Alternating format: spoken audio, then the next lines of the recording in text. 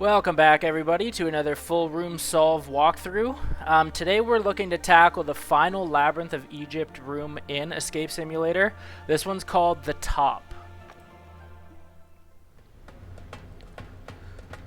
So obviously the start of this room is a little different than any of the ones that we've encountered so far. We're starting outside, which is pretty cool.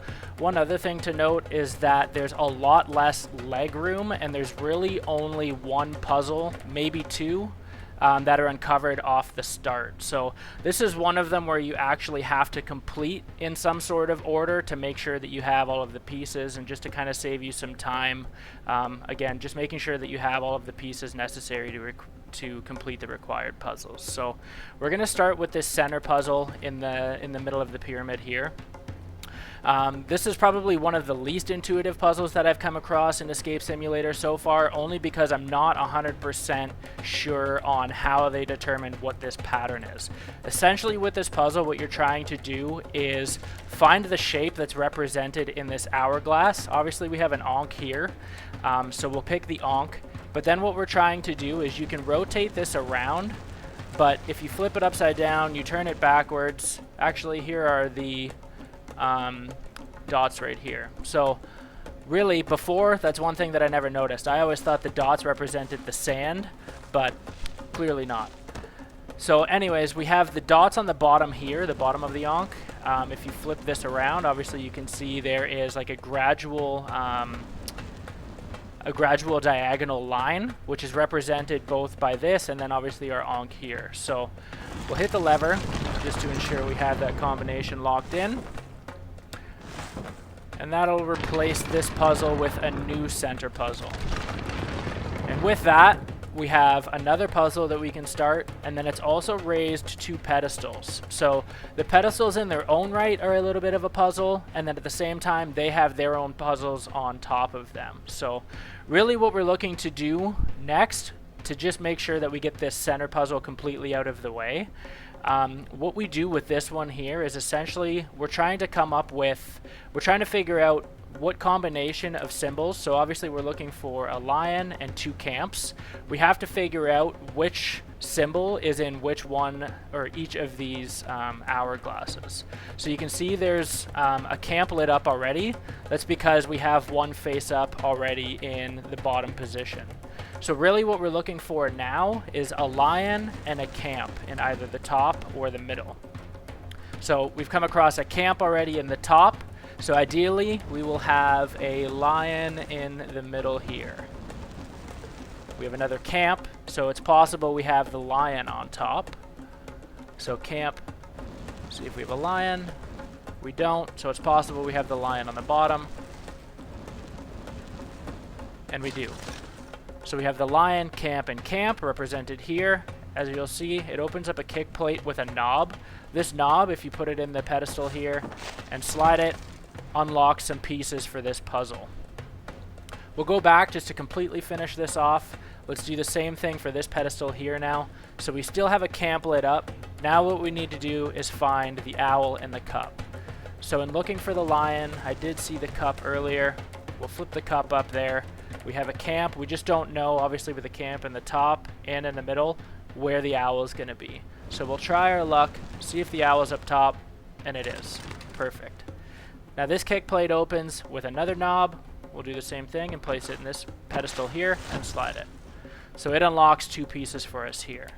One thing to note with this puzzle, we can have these two pieces. Obviously we're looking for 4 pieces to complete this puzzle. So there is one just right kind of beside it in the corner, and there's also one behind us in the other corner of the room.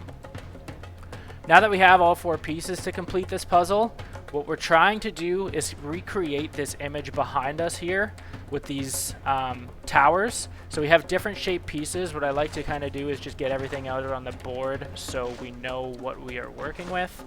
Obviously the tallest piece we want in the last position. We have the second tallest piece in the first position. We have the smallest piece in the third position, and the third tallest piece in the second position. So as you can see, that's going to create some pillars here in the corner. We can go and finish this puzzle now. So very similar in style. We have 3 pieces, but we don't necessarily know how many we need to complete this puzzle. We may need 6. It turns out we don't actually. What we're trying to do is recreate what's in behind us here. As you can see, there's 4 sculptures. We have 3. The last one, you'll find it close also. It's actually just under this fireplace pedestal here. So very similar to the other puzzle. I like to kind of get at least a few pieces on the board to see what we're working with. As you can see here, we have a very plain Anubis. So just this guy here is represented by this sculpture. One thing to note with him though is that there is an empty square in front. So with this, we'll just put him at the back and in the middle, just like he shows up in behind us here. There is a sculpture with scales, which is perfect. It's just this front guy here. We have another 2 pieces to place. So we have this guy here, who looks like he could be that guy in the back, over this guy in the front left corner.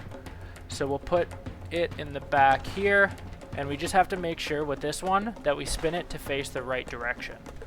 So now that we have those 3 line up, we'll put our last piece in the correct position.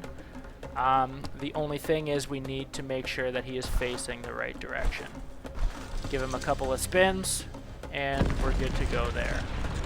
So you can see some of these pillars get a little taller. This one's come out a little more. We're still waiting on one to come out completely. We have 2 more puzzles to complete at the very top here. This one, again, very similar in nature to the other 2. We're recreating the scene that's behind us here. So obviously we have a pyramid in the middle. We have a tower on our right. We have a tower on our left. There's a Sphinx sculpture in the back here with kind of a diluted pyramid in the back. The diluted pyramid is this pane here. This puzzle gets a little finicky just because you kind of have to pull everything out in order to be able to place everything properly. So we'll kind of separate this one here. We'll get together our farthest right tower. So that's represented there is just this pillar. We see now that we have the next on the stack would be our lion or Sphinx sculpture, so we can pull him over. So now that's all good. We have that other tower over here, but what we need to do is pull our pyramid out of the stack to be able to put it into the middle. So now that that's all good, we have our diluted pyramid here. So we know it's not quite the farthest left object. Obviously we have to get the pillar over in that section there, so we can just pull that over to the far left side. So we have our pillar, the diluted pyramid, our real pyramid, the Sphinx structure, and our last kind of column there. So we have one more puzzle up top here. We don't need any of this, but I'll just kind of clear that off the space. Really with this, what we're trying to do is recreate this image using a beam of light to turn on these beacons out in the corner here. So our left kind of switch controls our left and right, and then our right switch controls our ups and downs. So with this one, we will turn on our first piece here. So this is our first column here. We will spin this to be able to activate our next piece. So we've turned this piece on here. Give this a bit of a spin. This is now our third piece. Raise this up a bit to hit the one in the back. And that is our top piece. And now we conclude this puzzle with just making use of this pillar that's kind of toppled over a bit here. Perfect. So that's just that last piece. With that, the sky kind of changes colors, you can see a little bit here. And it also, now that all of these pillars are kind of fully out of the ground, you can see that each one has 2 symbols on it with a constellation in the sky. Really what we're looking to do with this puzzle here is you look up in the sky, obviously you can see that there's kind of 4 constellations. We need to pick on each pillar 1 constellation that's represented in the sky. 2 of these are pretty clear. There's a pretty well-defined S constellation right here. So we can go ahead and select that. There's also a pretty defined Y constellation here also. So we can go through and pick that. Now there's two that are a little harder to define. This one here almost looks like a U shape or like a harp or something like that. We look at those, it's like it could be this one, but there isn't really that hard kind of like triangular edge here. If we look at these ones here, we almost get that hard triangular edge in this corner, so we'll go ahead and select that. The last constellation is just above us here. So again, we have another kind of hard triangular group of lights with almost like a handle looking thing here. This one is again that grouping of that triangular light. It's almost like a saw with like a handle here too. So when we have to compare between these two, I would definitely say that this one is the most represented by what we see in the sky. So we can go ahead and select that. And that completes the top escape room. And also with it being the fifth escape room in this chapter, the Labyrinth of Egypt, that completes the entire chapter. So if this video helped you at all, give us a like, drop a comment, let us know where it helped, how it helped, and consider subscribing to Friendly Frenzy Games for more guides, tips, and tricks.